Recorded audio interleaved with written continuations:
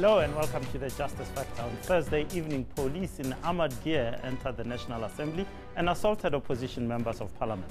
What does it mean? What has happened to the sanctity of Parliament? My guest to discuss this and other issues was supposed to be the ANC Chief Whip, Sizani, but he's replaced now by ANC parliamentary spokesperson, Malala. After that discussion, we give you two big losers of the week. But first, to discuss the parliamentary fight and other issues, are Ranjeni Munusamy of the Daily Maverick and Grootes of Eyewitness News. Guys, welcome to the show. I must say, I don't know where to start. It's been a fantastic week, Ranjeni, hasn't it? Oh, it was an exhausting week, Justice. I mean, just when we thought we could stand down on the parliamentary drama, it started all over again in a seemingly innocuous debate about hydropower or something like that. and that's when the big fight happened and the riot police came in. So, is it meaningful, Grootes? Does it mean anything, or is it just politicking, showing each other up, and it's just the noise of politics? Well, look, I recognize you, Justice. I think it is a lot more substantial than that. I think there's a lot going on here. I mean, for the first time, we had the opposition really owning the National Assembly in a way that I don't think has happened since 1994. And I think that's really significant. I think it shows that the opposition are working well together, and they're going to give the ANC a big headache over the next little while. I think it also shows you, it was 6 months ago, just after the election results were announced, that President Jacob Zuma stood up and said famously, I think we'll hear the quote again and again soon, that, there's nothing wrong with Nkandla, there is only something wrong with them. And he was talking about the opposition parties at the time. And the opposition and the media. And the opposition parties are essentially saying, that's not true, and they're making the issue really stick. I mean, you cannot really, almost in the media, in the middle-class media now, hear the phrase President Jacob Zuma without thinking of Nkandla. Do you agree with Grootes that actually the opposition is owning the space? Or is it just the ANC is extremely weak at the moment? It was unintentional. I don't think that Mmusi Maimane and Julius Malema actually thought that they're going to get on like a house on fire. I think the opportunity presented themselves when the ANC started messing up so badly and mismanaging the Nkandla crisis so badly that it just opened up space for them, and I think they've just run with it, and they're excellent in the way they're playing it.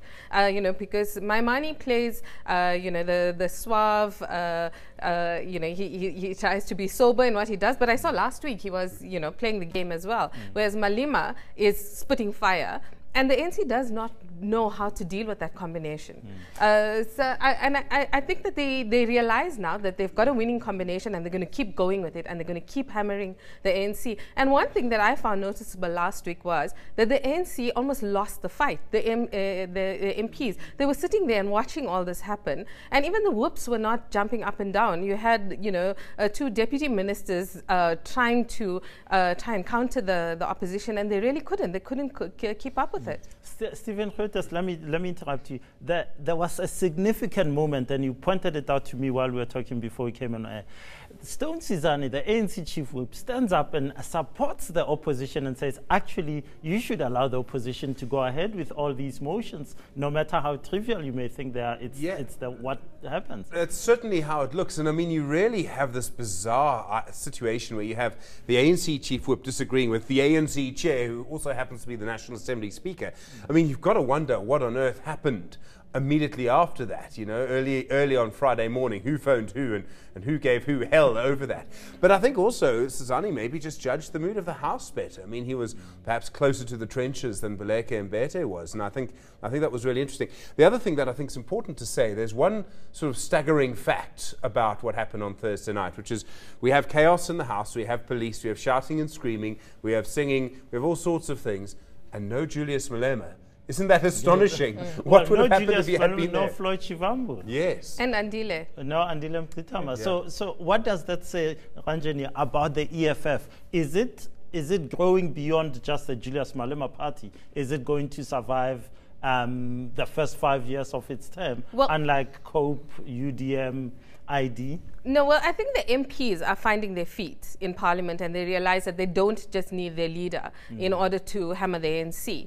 But I think the structures are a different story altogether. You see that they're having conferences around the country, and it is a bit chaotic because the EFF is quite inexperienced at the moment, and also their battles for power. But in Parliament, I think they're getting their act together. And I think that there's such a formidable force coming from the opposition at the moment that if you looked at the look on the face of Stone Sizani, just when he stood up to Baleka Mbete, it was a complete defeat. You could see that he realized that there's no way they couldn't take this any further. They had to succumb to the opposition. And I think you're going to find that over and over again. But they've had several conferences this past weekend, and there's been some violence, for example, I think in the Free State. Is that worrying? Where's the EFF? Yeah, I mean, I think Kimberley might have been the place. But, I mean, when people are rocking up at political conferences at midnight with pangas, it's usually bad news, especially if they've got a beer bottle in the other hand, and that certainly seemed to happen. It's one thing to teach someone how to be a good MP. I mean, if I remember correctly, one of the MPs for the EFF used to be, I think, an admiral or a vice admiral in the Defence Force, Litchfield Chabalala. I mean, she's going to know how to handle herself in Parliament. Creating structures, as Helen Zille will always tell you, and I think the ANC and I think Gwede on a quiet day will tell you as well, is very difficult to do. And that's really been the weakness of all of these parties that have sort of lasted 5 years, is the lack of creation of structures. And that's what Malema is going to Okay, struggle both of you, tell me, what happens now with, one, the Nkandla issue, secondly, with the stature of Parliament in South African society, Ranjeni? Well, I think we'll see it possibly on Tuesday, because the Deputy President is meant to meet opposition parties. But then there's another hot contentious issue coming before Parliament, and that's the report on the EFF disciplinary matter. And again, there's no possible way that's going to run smoothly without some kind of ruckus. And I think that's a signal of things to come, because there's still, the good part of 5 years to go of this Parliament. And I don't see how Parliament is going to just function normally with that speaker, because it's clear that the opposition is united against her. Are you saying the speaker should go? I think that the ANC needs to make a big compromise, because I think they're going to realize sooner or later the bills are going to be blocked, nothing's going to happen, but the work of Parliament is going to be stunted. The State of the Nation address is in real danger of not happening. And in order to do that, they're going to have to compromise, and the one big compromise would be the Speaker. They're also, they can calibrate it. So they don't necessarily have to say Baleka Mbete steps down as Speaker. What they could do is simply say that she just doesn't appear very often. And you don't have to even do that formally. You just always have the deputies. And in the meantime, you could make one of the other presiding officers, one of the deputy speakers, a member of the opposition, and just give the opposition that, and that might calm them down. And then, of course, Baleka Mbete can come back for the State of the Nation and all of those things. So I'm sure that's an option that must be on the table somewhere. That sounds lovely. However, the elephant in the room is the fact that every conversation has been about the leader of the African National Congress, the President of South Africa, Jacob Zuma. Isn't that where the ANC should start then, Ranjeni? But I don't think they can get President Zuma to budge from where he is. I think, firstly, he's convinced there's nothing wrong with Nkandla. Secondly, I don't think he's read the mood in the country. I mean, last week with the land grab at Nalmepius, the people there were saying, if they don't want to give us this land, maybe we should go and move in with President Zuma at Nkandla.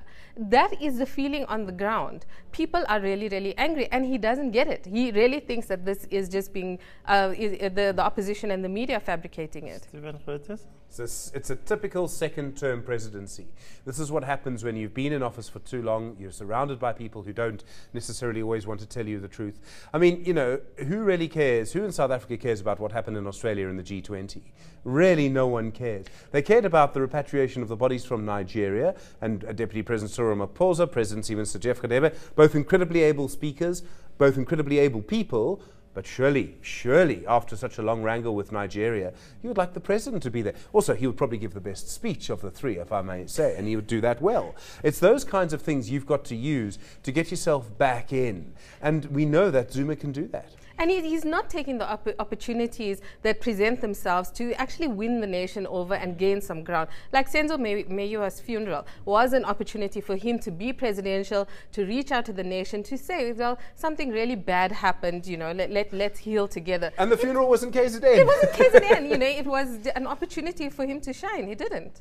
Guys, there's a big political development here. It's been running for months and months, and it seems as if the glue has fallen apart between inside COSATU, NUMSA expelled. What happens now, one, to Zwelinzima Vavi, Ranjeni Munusamy? Zwelinzima Vavi, Stephen and I have both written this in Daily Maverick time and time again. He's waited too long, and now he's a sitting duck. and he's effectively gagged. He can't just leave now because he goes into a vacuum because NUMSA doesn't have anything set up as yet. If he stays in, what's his status? What can he really say? COSATU is meant to have a central committee. They're not even going to allow him to present a political report because he's basically going to say, look, you guys suck, you betrayed the workers, you don't deserve to be here, but he's going to be saying it to a purely hostile audience because everybody who's on his side has now left. What should he do? I think it's time to just call it a day. I understand the emotion on his side. I understand the emotion of the unions who are considering leaving COSATU as well to go with NUMSA. I think we all know that it just can't go back together again. And even if you do try and put it back together again, it's going to be a very weak federation. So there's no point. If you're going to do something dramatic, do it for goodness sake. So now COSATU seems like it's splitting between public sector unions and private sector unions. Tell me what you see of a COSATU in 2024, 10 years from now. Will we have a COSATU? What's the landscape in labor, Ranjeni? You know, the problem, Justice, is that COSATU has been banging on so long with all this leftist rhetoric and didn't put its money where its mouth is. It didn't, you know, there's such a social distance between COSATU as a leadership and the membership on the ground that even without this trouble, you know, even without these leadership battles, they were still losing their connection with the workers and not adequately representing the interests of workers. So I think COSATU was on its way out in any event. But I think that these battles now, with the splintering, with the total lack of leadership, and also because COSATU's link in the alliance has now dissipated completely, so it loses its weight. Stephen Grootes, what's your last word on COSATU? Yeah, I think the end is nigh, and with it the end of the alliance. I mean, what has the SACP brought anyone recently? Stephen Grootes, Ranjeni, Munusamy, thanks so much for your time. It's always lovely to have the two of you here. After the break, we ask Malala if ANC MPs are now actively taking on the opposition with violence.